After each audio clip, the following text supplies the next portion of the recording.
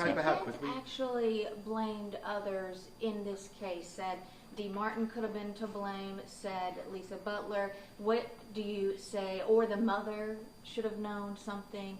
How do you explain that to viewers who haven't been watching this 2-week trial? One of the things that came to light during our investigation was that the reason so many lives were saved at Apalachee was because of lessons we learned from prior tragedies. So I am all for looking at these things. What could we have done better? What can we do in the future to make our children safer? But the blame game, these were good people trying to make their best decisions as they could with limited information. The one person that had all the information was the one that didn't act. Did you ever actually consider charges for Marcy Gray? Absolutely. We found what she did to be morally reprehensible. We do not believe she's a good mother, in my opinion. But at the end of the day, she did not have custody of Colt. She did not have proximity to Colt. And she was not the one that provided him the firearms. Can you provide any update on Colt's case and where that stands at this point? I cannot. The state stands ready to try the case at any time. What does this verdict mean for the community here in the county? I hope it starts the healing process. It can't, of course, complete it until we finish the whole trial, both trials. But I hope that they can start moving forward with their healing. Were you surprised at how quick the verdict came? If they didn't come back in 5 minutes, I start sweating. So to me, it seemed like an eternity. What message do you hope this case sends to other parents here in Barrow County or around the country? Well, at my college, there was a plaque on the wall that said, "Duty is the sublimest word in the English language." And we talk a lot about rights in our country. We're proud of our rights, and I'm proud of our rights. But, you know, our rights were given to us by our forefathers.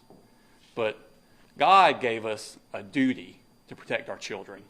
And I hope that we remember that as parents, as community members, to protect our children, because that is our God-given duty. Legal question. Colt has the presumption of innocence. Yes, sir. Well, how can he still have that when his father's been convicted now of crimes that he allegedly committed? That's a question for the courts and his defense attorneys.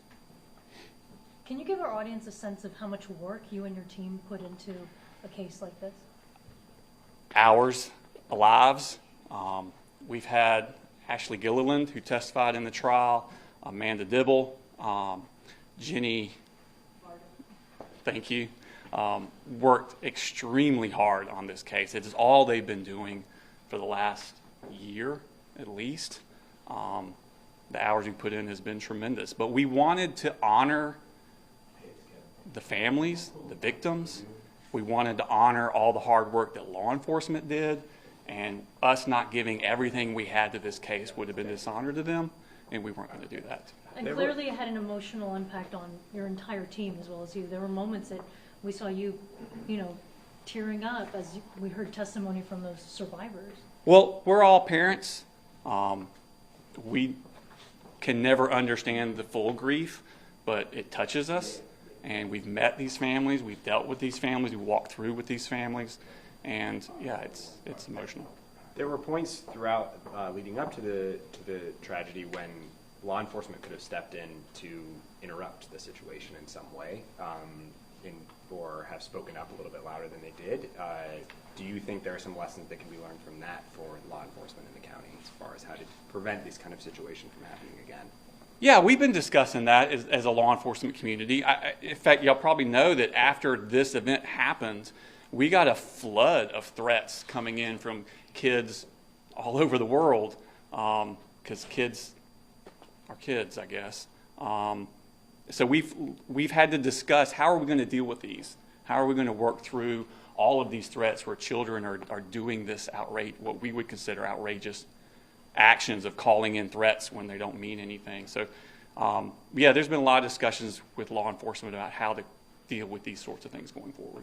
What would you say to those that are disturbed by this verdict across the nation, who think this is a parent that is being held responsible for something that his child did? What would you tell those people? I would say, please watch my opening. This was a trial about this defendant's actions, his choices, and his responsibility.